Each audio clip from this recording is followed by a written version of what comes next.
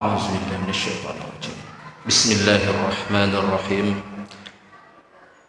السلام عليكم ورحمة الله وبركاته.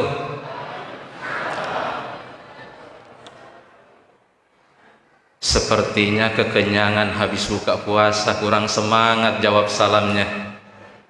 Saya doakan yang jawab salam saya dengan semangat, semoga Allah panjangkan umurnya, amin. Allah lapangkan rezekinya, amin.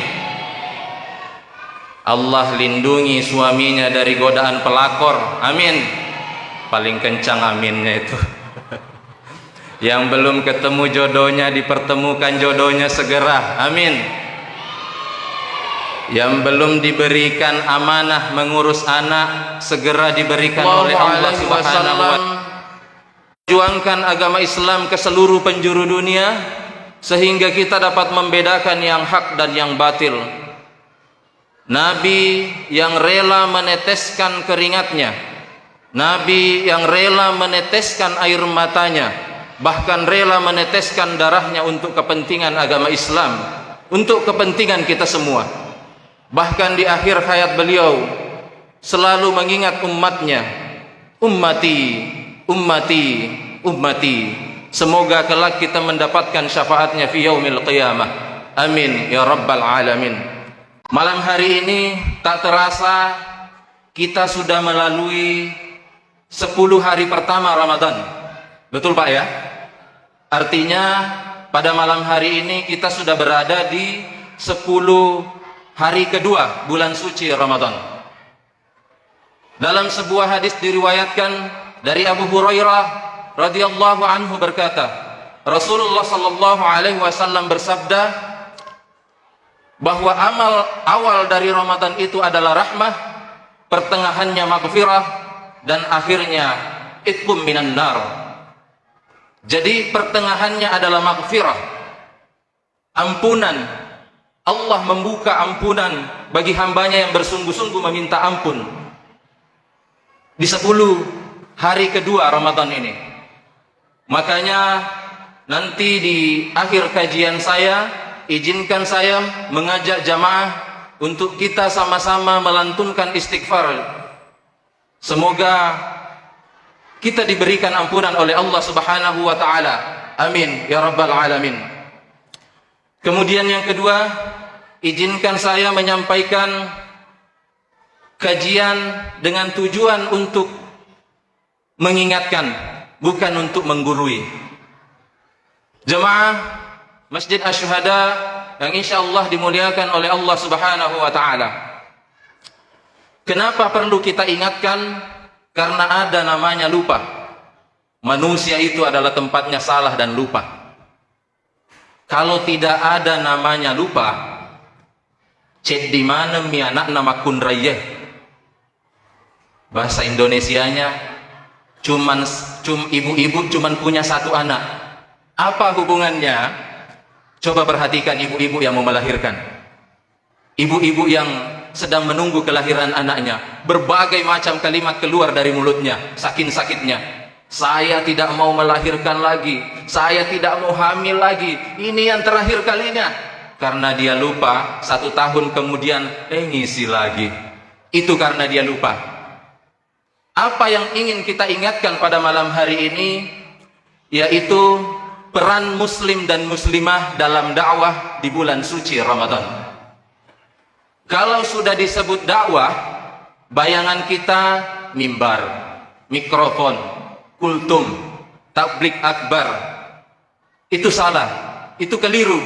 Bahwa sesungguhnya dakwah itu adalah ceramah, betul. Tetapi ceramah belum tentu dakwah. Karena dakwah adalah merubah yang tidak baik menjadi baik. Bapak polisi tidak berdakwah, tidak kultum, tidak ceramah, tetapi bapak polisi berdakwah dengan seragamnya. Dia datang ke masjid sholat berjamaah, sehingga itu bisa menjadi dakwah yang luar biasa. Dan saya pun bisa berkata, woi lihat tuh bapak polisi aja sholat berjamaah. Masa kamu baru hansip sudah malas-malasan? Itu adalah dakwah. Bahwa definisi dakwah adalah merubah yang tidak baik menjadi baik. Dakwah dengan apa? Bilhal, dengan perbuatan. Kita tidak perlu panjang lebar bahas malam ini masalah dakwah yang luas. Cukup dakwah dalam rumah tangga kita. Perbuatan kita bisa menjadi dakwah buat anak-anak kita. Karena sesungguhnya guru itu adalah, sesungguhnya orang tua itu adalah guru yang luar biasa buat anaknya. Banyak sekali yang bisa kita lakukan sehingga bisa menjadi dakwah buat anak-anak kita. Kita masuk ke dalam rumah atau sebelum masuk ke rumah itu sudah bisa menjadi dakwah buat anak-anak kita. Kadang-kadang saya ditanyain sama anak saya, ya kok lama sekali berdiri di depan pintu, kenapa nggak langsung masuk aja? Saya bertahap menjelaskan, karena memang alhamdulillah kebiasaan kami sebelum masuk ke rumah kita selalu membacakan surah Al-Ikhlas 3 kali kemudian mengucapkan salam. Itu pun ada ulama yang mengajarkan bahwa ketika kamu akan masuk ke rumahmu, maka baca 3 kali Al-Ikhlas kemudian salam. Ada hadisnya yang mengatakan bahwa Rasulullah SAW bersabda, siapa yang membaca Al-Ikhlas 3 kali kemudian salam sebelum masuk ke rumahnya, maka tidak akan ada kemiskinan pada dirinya hingga dia tutup usia. Di hadis lain mengatakan bahwa siapa yang membaca surah Al-Ikhlas 3 kali kemudian salam dan masuk ke rumahnya, maka akan didatangkan rezeki dari arah yang tidak disangka-sangka. Itu adalah doa memohon rezeki yang paling singkat. Jadi kadang-kadang anak itu hanya melihat, lama-lama mempelajari, penasaran, akhirnya pun dia mencoba ambil berkahnya itu. Itu adalah dakwah tanpa kita harus marahi. Nah, masuk ke rumah salam, masuk ke rumah baca ini. Minimal kita dulu yang menjadi contoh.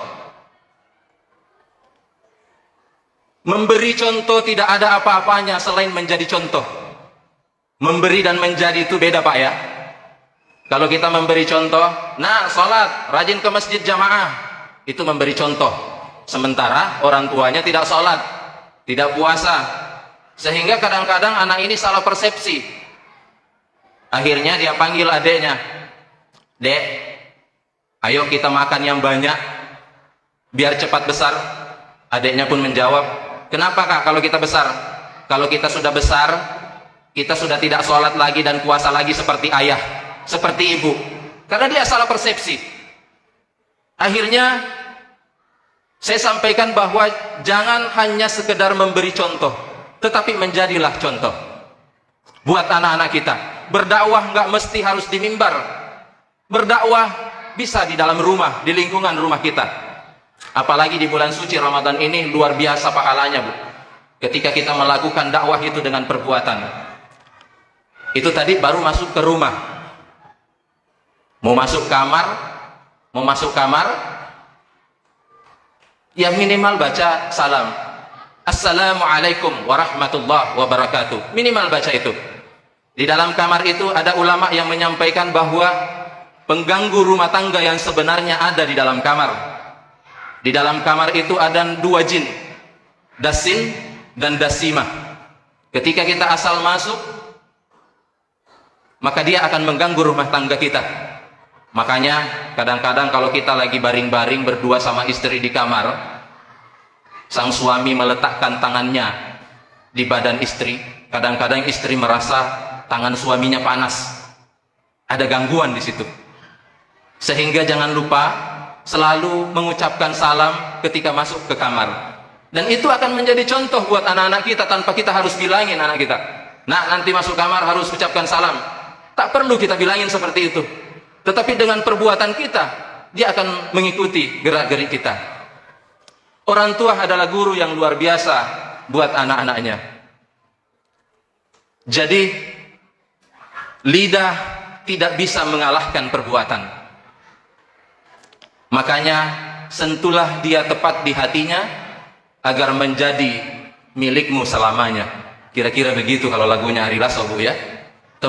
Sentuhlah dia tepat di hatinya, agar dia menjadi milikmu selamanya. tak perlu berkata-kata, perbanyak perbuatan yang terbaik untuk berdakwah. Karena orang bilang buah itu tidak jatuh jauh dari pohonnya. Jadi gerak-gerik orang tua akan diikuti oleh anak-anaknya. Air hujan tidak jatuh jauh dari kuncurannya. Tapi ada yang bertanya, Ustaz, itu orang tuanya rajin ke masjid, rajin ibadah, rajin puasa, tapi kok anaknya malas-malasan? Berarti itu buah yang jatuh dari pohonnya, jatuh di sungai, dilarikan burung. Kira-kira begitu. Jemaah, salat Isya dan salat tarawih yang insyaallah dimuliakan oleh Allah Subhanahu wa taala. Sebelum saya akhiri, karena waktu kita terbatas, kadang-kadang juga saya berdakwah ketika saya mau makan, berdakwah buat anak-anak saya. Apa dakwah saya ketika mau makan? Selain doa, saya selalu mengambil sedikit garam sebelum makan, kemudian memakannya, dan setelah mengakhiri makan, makan garam lagi. Karena apa? Sejarah garam ibu tahu? Bapak tahu sejarah garam? Garam itu adalah sedekah Nabi Ibrahim, yang pada waktu itu Nabi Ibrahim berdoa kepada Allah Subhanahu wa taala, "Ya Allah, ya Rabb, saya ingin bersedekah kepada hambamu mulai yang lahir hari ini hingga dunia kiamat." Akhirnya Allah Subhanahu wa taala mengabulkan doanya dan memerintahkan kepada malaikat Jibril untuk mengambil segenggam kapur di surga. Kemudian kapur itu diserahkan ke Nabi Ibrahim dan Nabi Ibrahim menaburkannya ke laut. Itulah yang menjadi garam dan menjadi sedekah Nabi Ibrahim hingga saat ini. Sehingga Nabi Ibrahim pun berdoa, "Ya Allah, ya Rabb, siapa yang memakan sedekahku sebelum makan, dan siapa yang memakan garam sebagai sedekahku sebelum dia makan, dan memakan garam setelah dia makan, maka anugerahkan kecerdasan kepadanya." Di sisi lain, manfaat garam bagi yang memakan garam sebelum makan dan memakan garam setelah makan, dia tidak akan keracunan makanan. Itu garam. Kemudian yang ketiga, khusus bapak-bapak ini, khasiat garam. Tidak ada laki-laki yang lemah syahwat ketika dia makan garam sebelum makan dan makan garam setelahnya. Ini oleh-oleh buat jamaah Masjid Asy-Syuhada. Mudah-mudahan bermanfaat untuk kita semua. Sebelum kita tutup, seperti yang saya sampaikan tadi, mari kita bersama-sama melantunkan istighfar. Mudah-mudahan Allah selalu memberikan ampunan kepada kita semua. Astaghfirullah Rabbal baraya, astaghfirullah minal khataya, astaghfirullah Rabbal baraya, astaghfirullah minal khataya, astaghfirullah Rabbal baraya, astaghfirullah minal khataya. Demikian yang dapat saya sampaikan, semoga bermanfaat. Wabillahi taufiq was sa'adah. Assalamualaikum warahmatullahi wabarakatuh.